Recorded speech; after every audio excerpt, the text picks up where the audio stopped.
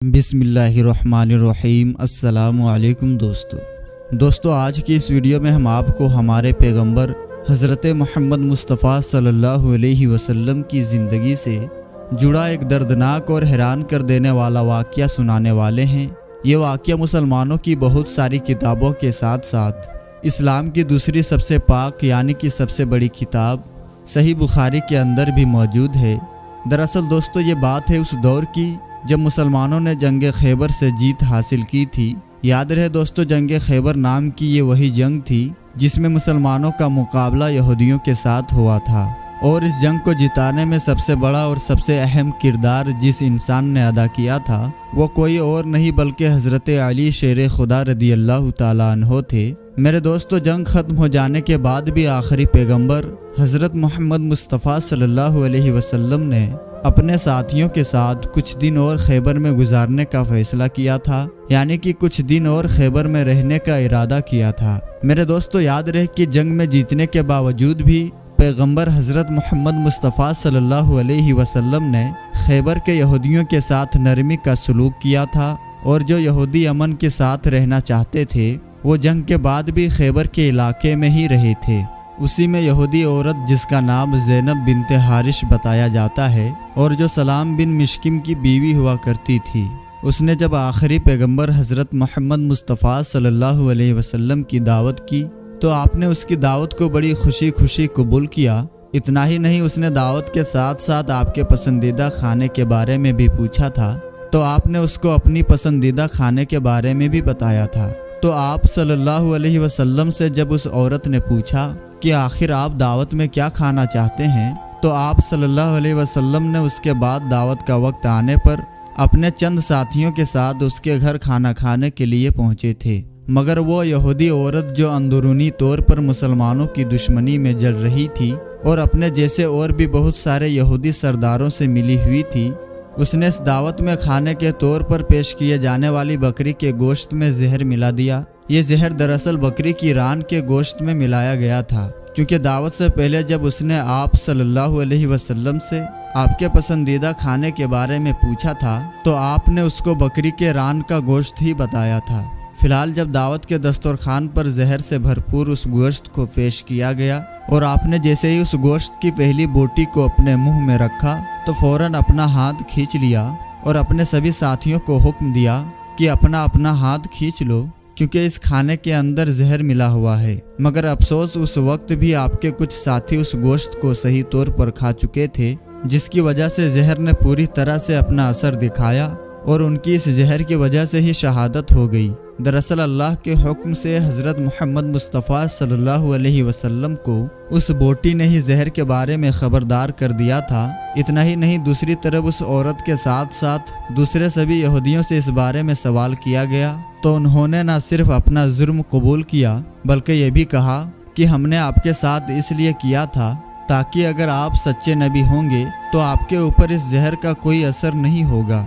اور اگر آپ سچے نبی نہیں ہوں گے تو ہم کو بھی آپ سے چھٹکارا مل جائے گا۔ اب ظاہر ہے دوستو، آپ صلی اللہ علیہ وسلم نے تو اپنی زندگی میں کبھی بھی کسی انسان سے کوئی بدلہ نہیں لیا۔ اتنے زیادہ ظلم و ستم ان پر کیے گئے، ایسی چیزیں کی گئی آپ صلی اللہ علیہ وسلم پر کہ جس کے بارے میں سوچا بھی نہیں جا سکتا۔ مگر بعد میں جب اسی زہر کے اثر کی وجہ سے آپ کے ایک صحابی کی شہادت ہو گئی تو پھر قاعدے کے مطابق یعنی قانون کے مطابق اس زینب بنت حارث کو یعنی اس عورت کو بھی قتل کر دیا گیا تھا۔ میرے دوستو، صحیح بخاری کی پیج نمبر 4428 میں آپ صلی اللہ علیہ وسلم کی پیاری بیوی یعنی حضرت عائشہ رضی اللہ تعالیٰ عنہا کہتی ہیں کہ جب آپ صلی اللہ علیہ وسلم کی ظاہری زندگی کے آخری دن چل رہے تھے اور آپ بیمار رہا کرتے تھے تو اس وقت آپ اکثر کہا کرتے تھے کہ خیبر کے موقع پر جو میں نے وہ زہر سے ملا ہوا گوشت کا ٹکڑا کھایا تھا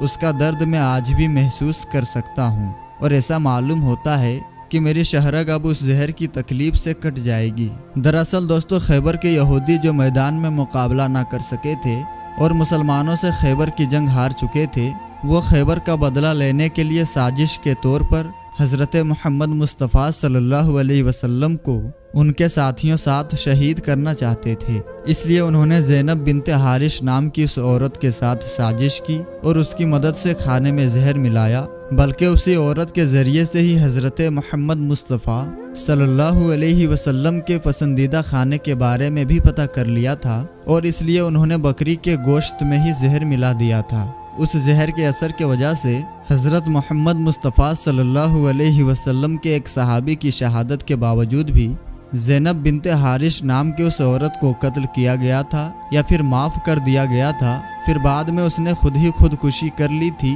اس بارے میں اختلاف پایا جاتا ہے، یعنی کہ اس پر الگ الگ علماء اپنی اپنی الگ الگ رائے رکھتے ہیں۔ ہاں، یہ بات تو بہت ساری کتابوں سے صحیح ہے کہ حضرت محمد مصطفیٰ صلی اللہ علیہ وسلم کی جسم مبارک میں اس زہر کا اثر ان کی ظاہری زندگی کے آخری دنوں میں دیکھنے کو ملا تھا، اور اسی زہر کے اثر نے حضرت محمد مصطفیٰ صلی اللہ علیہ وسلم کی وفات میں ایک اہم کردار ادا کیا تھا۔ حالانکہ دوستو، ہماری طرح آپ میں سے بہت سارے لوگ نے پچھلے کچھ دنوں سے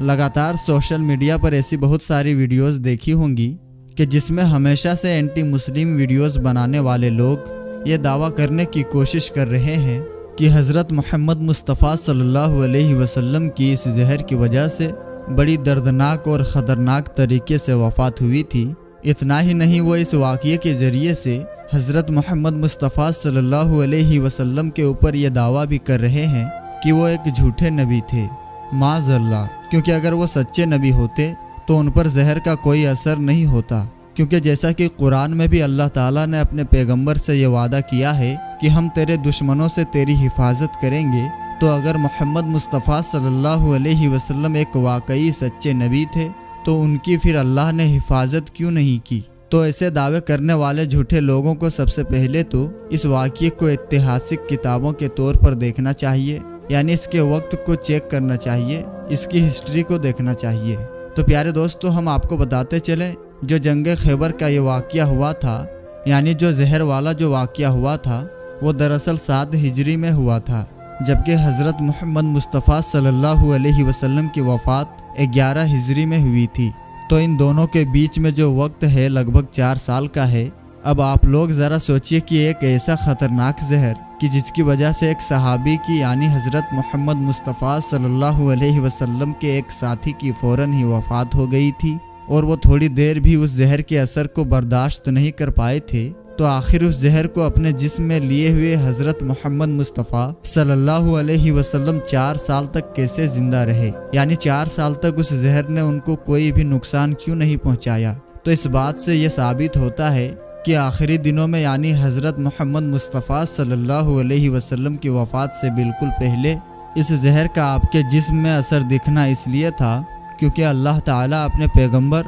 حضرت محمد مصطفیٰ صلی اللہ علیہ وسلم کو اپنے محبوب کو شہادت کا مرتبہ دینا چاہتا تھا، جیسا کہ پیارے نبی صلی اللہ علیہ وسلم کی خواہش بھی تھی، کیونکہ انہوں نے اپنے ساتھیوں کے ساتھ اس بات کی خواہش کی تھی کہ میں اللہ کی راہ میں شہید ہونا چاہتا ہوں۔ اس کے علاوہ یہ بات غور و فکر کرنے والی ہے کہ حضرت محمد مصطفیٰ صلی اللہ علیہ وسلم کو اس بات کی خبر کیسے ہوئی تھی کہ اس گوشت میں اس کھانے میں زہر ملا ہوا ہے، کیونکہ آپ نے پہلا لقمہ لیتے ہی نہ صرف اپنے آپ کو روک لیا بلکہ اپنے سارے ساتھیوں کو حکم دے دیا تھا کہ فوراً اپنے اپنے ہاتھ پیچھے کھینچ لو، کیونکہ اس کھانے کے اندر زہر ملا ہوا ہے، ورنہ ظاہر سی بات ہے آپ کے وہ صحابی جو کہ آپ کی طرف سے روکنے کا حکم دینے سے پہلے ہی اس گوشت کے ٹکڑے کو پوری طرح سے نگل چکے تھے، ان کی تو بعد میں وفات ہو گئی تھی، تو ظاہر ہے آپ صلی اللہ علیہ وسلم کا اس بات سے پہلے ہی خبردار ہو جانا کہ اس کھانے کے اندر زہر ملا ہوا ہے،